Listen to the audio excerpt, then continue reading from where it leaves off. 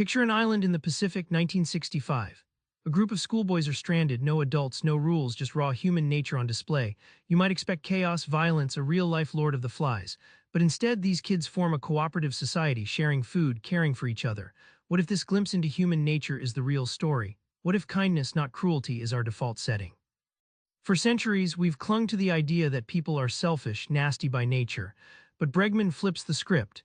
Let's dive into why this pervasive belief might be the biggest lie we've told ourselves. In 1965, 22 Tongan schoolboys were stranded on a remote island for over a year.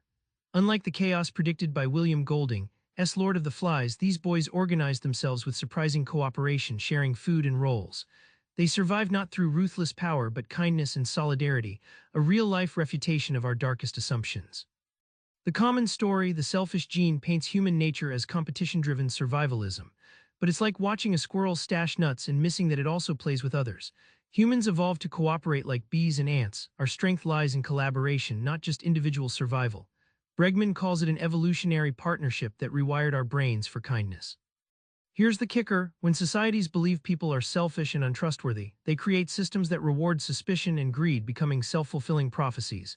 Yet shifting to a belief in basic human kindness reshapes our politics, law, even economics.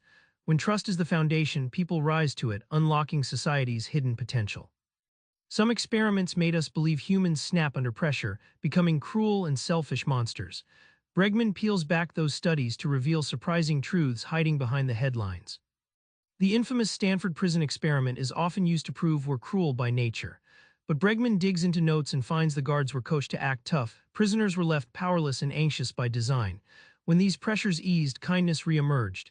The experiment tested expectations, not human nature. Golding's fictional story paints kids turning savage fast, but the true 1960s castaway boys showed deep empathy and order.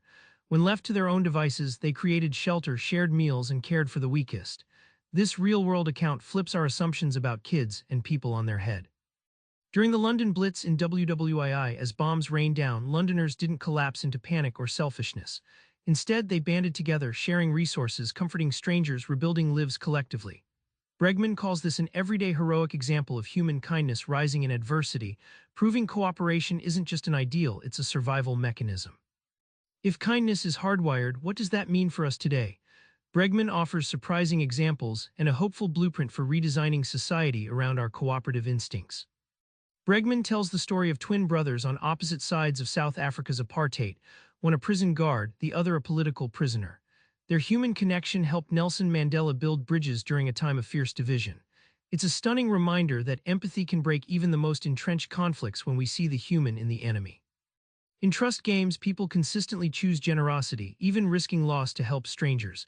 Think of it like a shared campfire. Everyone has incentive to keep the fire burning warm, knowing the whole group will benefit. These small moments of cooperation add up, rewiring distrust into a culture of kindness. Bregman argues that when we redesign schools, workplaces, and governments believing in kindness first, we unlock human potential like never before. Imagine economics that reward cooperation or laws built around trust, not fear. The transformation starts by simply assuming the best in others and then acting on it. Back on that island with the Tongan boys, you realize the story wasn't about survival of the fittest, but survival of the kindest.